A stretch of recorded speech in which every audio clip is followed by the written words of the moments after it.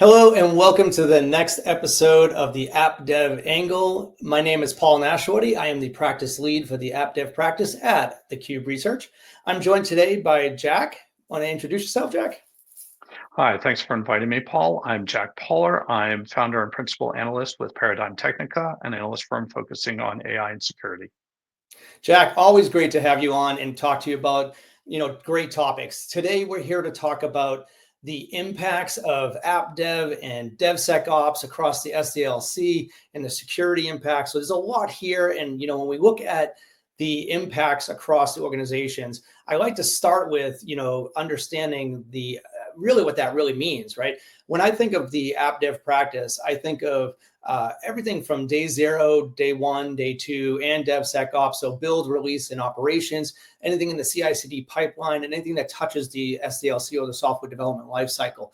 And when we look at the software development lifecycle, there's a number of things that we're going to see as organizations are maturing. 2024 kind of led up to really explosion of new tech, right? New areas to kind of grow. Organizations are looking at, as they're moving into 25 and further along, they're looking at modernizing and using AI to help development, achieve scale, right? We're seeing that organizations are looking to use AI to replace developers. Actually, we see 50% of organizations looking to replace developers with AI-driven systems. And my prediction is they will fail. There still will need a human in the loop. And we also are seeing there's a consolidation of platforms. And the reason why there's a consolidation of DevOps tooling and platforms is because this complexity and organizational growth that's happening is really creating operational complexities,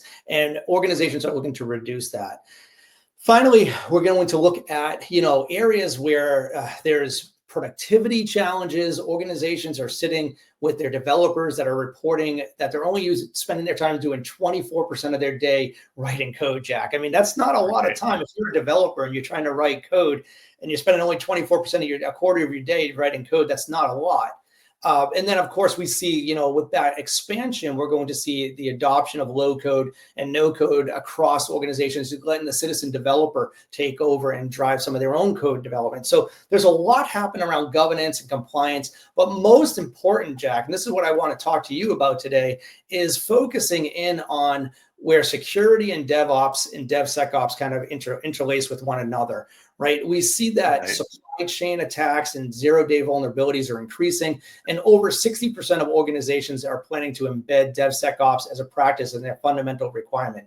What are your thoughts around this? Well, it's interesting that you say only 60% are going to look at DevSecOps. And my question to everybody is, why isn't that 100%? And why isn't it now? Right? We've been thinking about DevSecOps since 2012 when Gene Kim coined the term. So it's 13 plus years now, and we're still very mature at thinking about security. I recently had a conversation with a senior architect who said, we code first, then we figure out if the product has traction in the market, then we do design, and then we do threat modeling and add security. And for most applications in DevOps even, security is a bolt-on afterthought, and I think that's a major problem. And I think, go ahead. No, I agree with you, Jack. I think that security being a bolt-on afterthought, somebody once told me you need to slow down to go faster when you're releasing code, right? And that's exactly the point that you're trying to make, I believe. It is, and it is also that it doesn't matter what it is in IT. If you have a computer, you have security issues that you have to deal with. And if we don't think of them at the very beginning of the process, then the farther along we are in the process, the more expensive it gets to fix it and the harder it is to fix it. And that's what the term shift left is all about, is shifting the timeline left, thinking about security earlier and earlier. In this particular discussion with this particular architect, I was talking about threat modeling, which is really the concept of taking a look at what you're designing and figuring out how attackers are going to exploit the system, and then putting in security controls so that they can't do that, or re-architecting and redesigning the system so they can't attack it the way you thought it was going to be attacked. The big problem we have from a an overall societal, DevOps, DevSecOps environment is developers aren't compensated. They're not paid on security. They're paid on functionality and schedule. And until we start bringing security into the conversation as early as possible, we're still not going to be able to secure our applications. We'll always have, as you mentioned, 0 days because we didn't think about this particular type of attack, or we had a very simple code bug that somebody is exploiting that we could have fixed had we thought about it very early in the process. And that sort of gets me to thinking more about sort of AppDev and DevSecOps and AppDev tools, security tools in the AppDev pipeline. And I think part of the problem is the security tools come from security practitioners who understand security, but don't necessarily understand the application development process, particularly in modern application development, where you have CI/CD, the continuous integration, continuous deployment pipeline, where everything is automated, and you need the tools to be not only automated, but to be part of a workflow so that they don't become a roadblock or a gate in that workflow, that they have to be automated and provide feedback in such a way that developers can leverage that feedback. And even though we've been thinking about this and doing this for 13 years, I don't think the tool sets are there yet.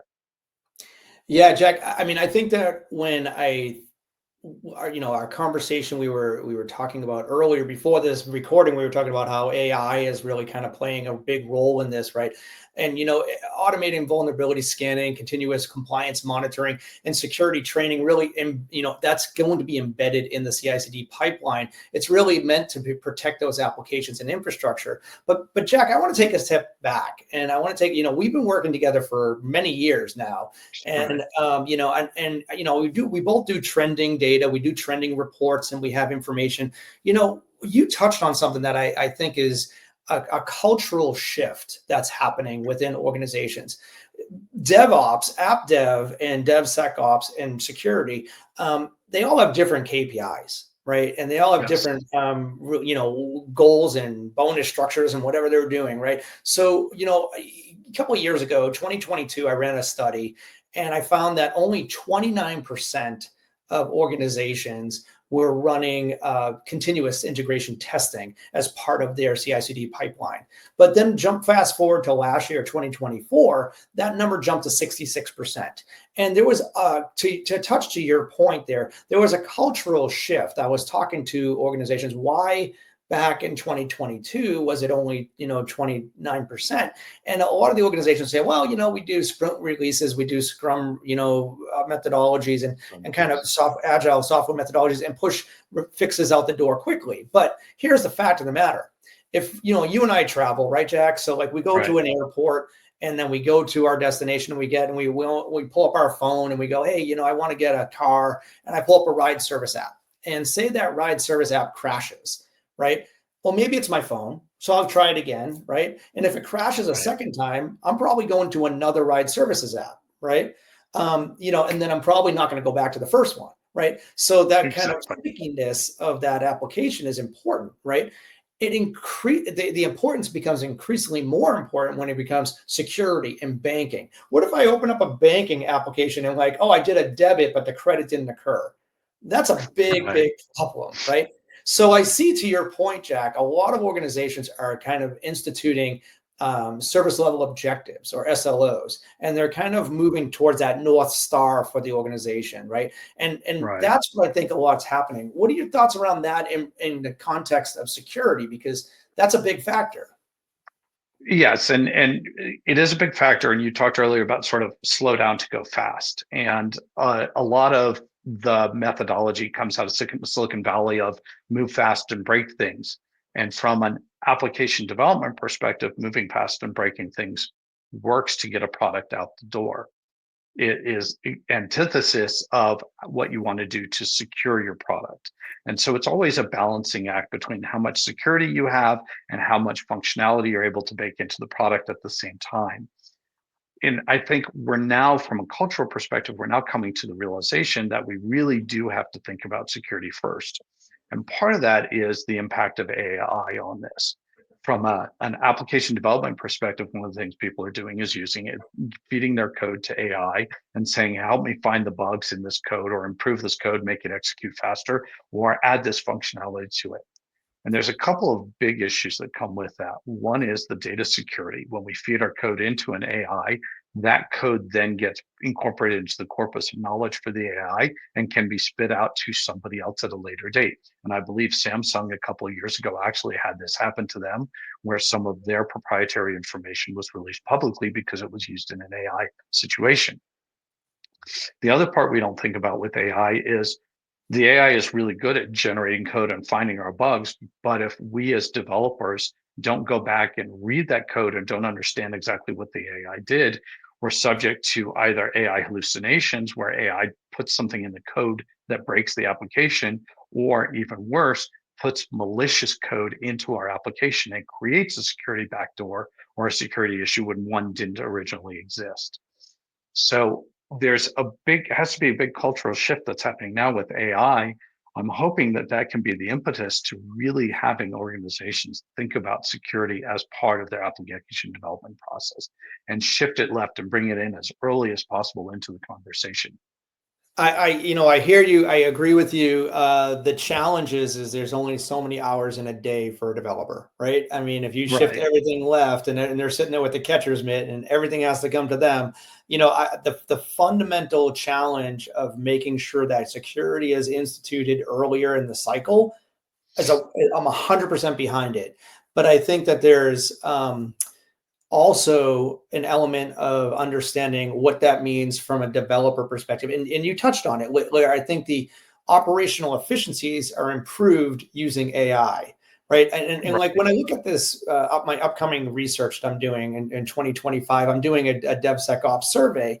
And the survey I'm doing is focused around the security integration and automation, which is a big part of that, but also the tools and technologies, the processes and best practices, and the culture and collaboration, but also those challenge barriers that that are impacted by by organizations trying to achieve these goals.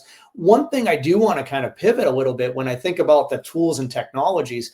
The thing that always comes up, and again, we talked about the skill gap issues and Right. challenges there, but I think that from a tech stack perspective, is an element of utilizing and leveraging open source technologies, right, and open source Yes. software within the organization. So, like, I'm trying to tease out what level of commitment organizations are looking to use open source in their overall production.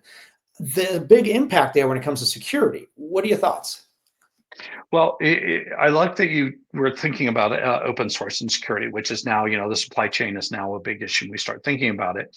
The irony of all of this is in the early days of open source, it was touted as being more secure than a proprietary solution because you had access to the source code. You could verify it. You could read it and verify that there were no issues in it. The reality today is, of course, that our applications are way too complicated for anybody to sit down and read an open source library to figure out if there is indeed secure or not. The other challenge is that there are so many open source tools available that enable us to develop key portions of our application quicker, right? In fact, any web-based application is based primarily on open source frameworks for the user interface. Nobody wants to redesign the wheel when you already have it. And that's actually the paradigm of modern software engineering is software reuse. It does lead us into security issues of, is the package secure? Is it properly maintained? What is the interaction between open source package A, open source package B, and our code? And is it not necessarily a bug in the open source package, but something that we're doing with it that creates a security issue for us? So it is very complicated, and we do need tools that go beyond just software bill of materials that basically say, okay, I know all the different packages I'm using. That visibility of understanding is only the first part. And I go back to the NIST cybersecurity framework, which is really identify what you have, protect what you have, detect attacks against what you have, be able to respond to those attacks, and then be able to remediate from those attacks. And right Yeah, now, I think we're very early on in that we're really, the current open source tools that we have, the open source security tools, are really focused on that identify portion, right? The software bill of materials. And we need to keep going further around the cybersecurity framework to get where we need to be. Yeah, I like where you're going with the standardization using open source, but also having standardization of how to know what you're looking for. I'm looking at it from the context of open source software challenges like vulnerabilities, licensing issues, lack of support, and supply chain risks, Right. et cetera. Those are the areas that like you typically hear about. But like it's also I think vendors that are the best of both worlds that are participating in an open source project but offer enterprise level support in order to help those organizations that are trying to achieve their goals have basically a safety net to fall back on. Right. I think that's an Right. area that's important to kind of be there as well. So that's what I would say from a vendor perspective is like vendors need to be able to provide that level of support and integration. I also look at, you mentioned supply chain attacks and such and SBOMs. I want to kind of come back to that because I think that the top 10 actions that I'm kind of exploring here is, implementing stricter access control. You touched on that already. That was a big Yeah. area. Adopting software composition and analysis tools. Again, that's an area that makes a lot of sense. Increasing third-party software scrutiny, strengthen the CI/CD pipeline and security, and conduct more frequent audits. But like one of the things I want to ask your opinion on here, and this is with there's a couple of changes when we look at required SBOMs, right? And we look at what's inside the package that's being delivered. We know that there was executive orders that were put in place that says this is what's required to be, from an executive order perspective, what's in an SBOM. There's also changes that are happening within, policies and compliance. What are your thoughts and what are the impacts to organizations that are looking to implement stricter governance policies, but are looking for vendors to help with that versus them doing it themselves? Yeah. So the big challenge with compliance and SBOMs is going beyond doing it as a checkbox, which is to say, I now have a list of all the software, open source software I'm using. So I have my software bill of materials. I can identify every single component. I know exactly what versions I'm using. And then the compliance part of it is, do I have that list? Do I keep it up to date? That's great. It provides this utility for compliance. We now need the software tools, the AppDev security tools, the DevOps security tools, to be able to go the next step, which is, is there a way that we can rate the security, understand it, measure whether it's secure or not, measure how frequently it gets updated, and other types of metrics that will give us a better understanding of the risks of including these particular packages in our application. And then that also goes to having a is there an option? Is there an alternative to this package? If the risk of using this package is high, is there an alternative, whether it's another open source package, a third-party paid tool, or even we develop duplicate functionality on our own because we think the risk of using that package is very high. So I'd like to see the tool vendors start thinking about going beyond compliance utility and adding security utility to it, so that we can think about it more from providing actual security to our environment rather than just saying, yes, we've identified everything that exists and now we're happy and we can go on to the next requirement. Yeah, absolutely. And when we look at this and the research that we're doing, of course, as you know, we look at the future spending, we look at where things are coming from and such. I look forward to kind of continuing this conversation with you, in a few months when we have this research back and kind of distilling down all the key findings. So I think what we're looking at here is really going to hit those points spot on.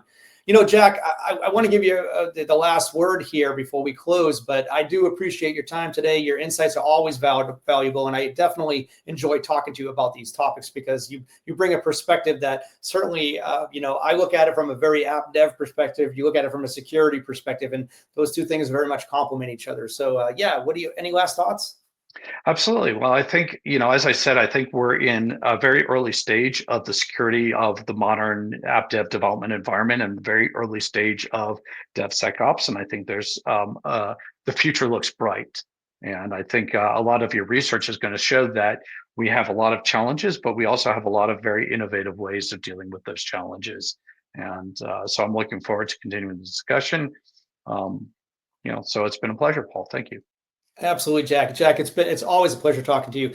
And like I said, this is just the tip of the iceberg. There's so much to talk about here. There's a lot of research across each one of these areas, across the SDLC and across security.